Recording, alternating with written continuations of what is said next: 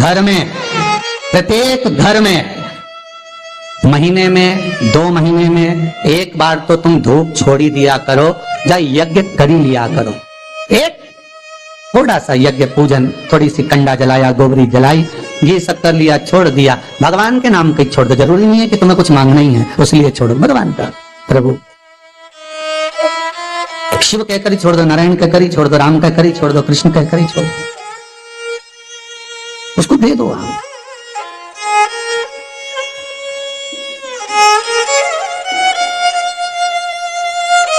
होना चाहिए एक बार महीने 2 महीने में यज्ञ का क्रम होना चाहिए।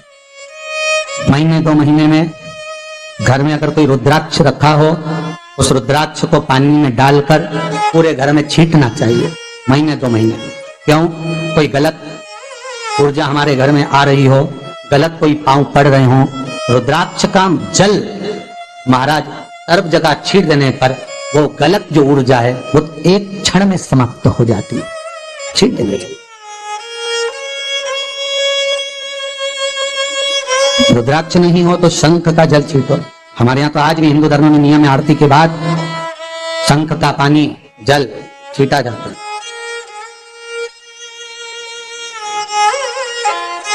सुख देने वाले, ये कोई रुद्राक्ष कोई साधारण सा है क्या? बेलपत्री का पेड़, वृक्ष माता जगत जननी जगदम्बा के नयन अश्रु से प्रकट हुआ। शमी का वृक्ष भगवान महेश और उमा, आपको महेश की कथा कही थी एक बार पहले, उन्हीं के क्रम में ये माहेश्वरी वंश आगे बढ़ा। भगवान महेश और उमा के दोनों के मिलन से शमी का वृक्ष उत्पन्न हुआ, दोनों के। और भगवान शंकर के नैन अश्रु से रुद्राक्ष का वृक्ष उत्पन्न। देखो ये साधारण नहीं होते रुद्राक्ष, शंकर भगवान का ये एक स्वरूप है रुद्राक्ष, शिव का एक प्रतिबिंब है रुद्राक्ष, एक प्रतिबिंब।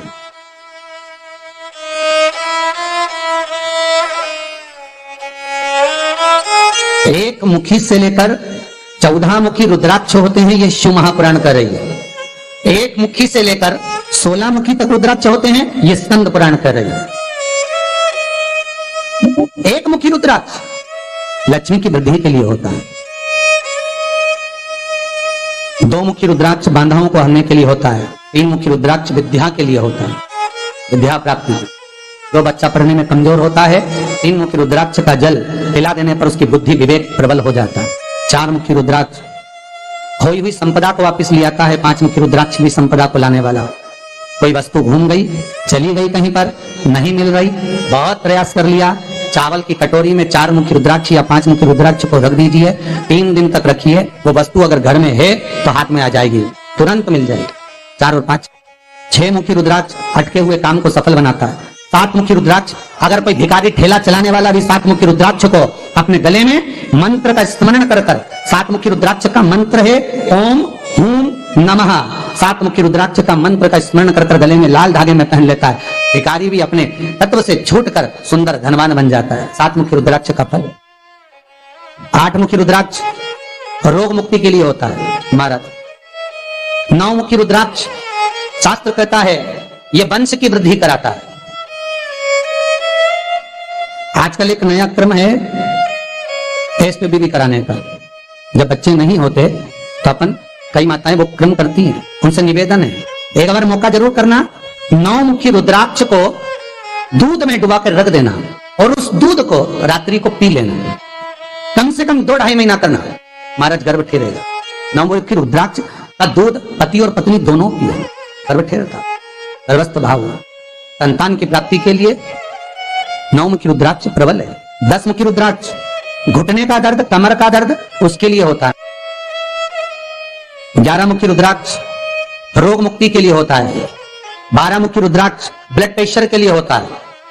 13 मुखी रुद्राक्ष महाराज संपदा को बढ़ाने के लिए होता है और 14 मुखी रुद्राक्ष वैभव के लिए होता है। ऐसे 1 मुखी से लेकर 14 मुखी रुद्राक्ष होते हैं जो शंकर भगवान ने व्याख्यान वर्णन स्वयं तुमरुका जी के सामने किया। जिस समय शिव महापुराण विराम दे रहे हैं तुमरुका जी, भगवान शंकर ने अपने गले की माला निकालकर रुद्राक्ष की तुमरुका जी को दी। जब तुमरुका जी के गले में माला पहनी तो तुमरुका जी ने पूछा इस रुद्राक्ष में क्या लाभ है, इस रुद्राक्ष का क्या फल है, आप मुझे वर्णन करें।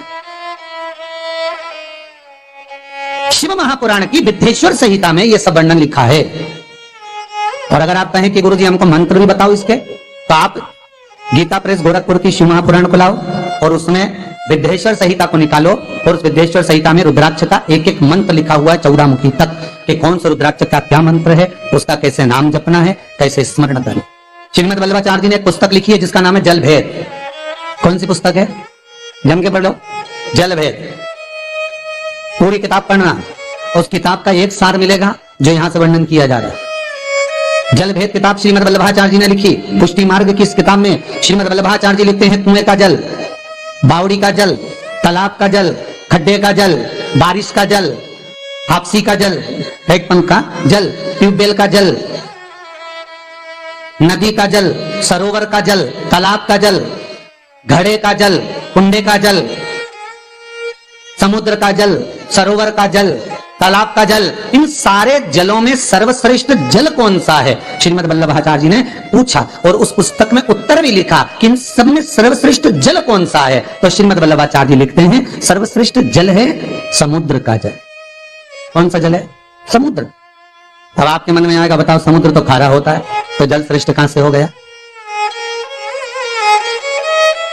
श्रीमद वल्लभाचार्य जी ने लिखा सर्वश्रेष्ठ जल है तो समुद्र का, बावड़ी का नहीं, तालाब का नहीं, कुएं का नहीं, हापसी का नहीं, हैंडपंप का नहीं, बारिश का नहीं, खड्डे का नहीं, घड़े का नहीं, कुंड का नहीं, तालाब का नहीं, सरोवर का नहीं। श्रीमद वल्लभाचार्य जी लिख रहे हैं सर्वश्रेष्ठ जल समुद्र का।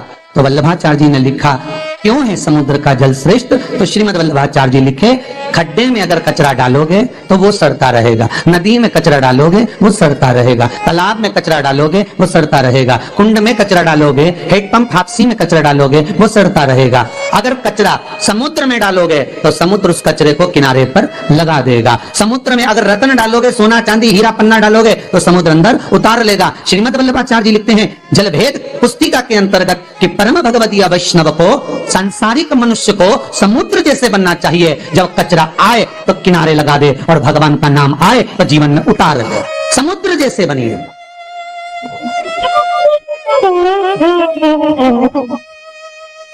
पर हम समुद्र नहीं बन पाते। किसी ने लिखा कि श्रीमद वल्लभाचार्य जी ने लिखा कि समुद्र का जल श्रेष्ठ होता है, तो उसकी एक श्रेष्ठता और बताई जाए। तो श्रीमद वल्लभाचार्य जी ने दूसरी श्रेष्ठता बताई। समुद्र क्यों श्रेष्ठ है? क्योंकि उसका जल, जम के बोलो, खारा है।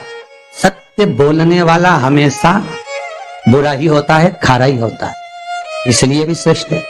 फिर जल भेद में लिखा समुद्र की एक अच्छाई और बताई जाए, तो समुद्र की एक अच्छाई और बताई कि समुद्र एक ऐसा है कि दूसरे को देखकर सुखी होता है और दूसरे को देखकर दुखी होता है। तो समुद्र कहां सुखी और दुखी हो गया?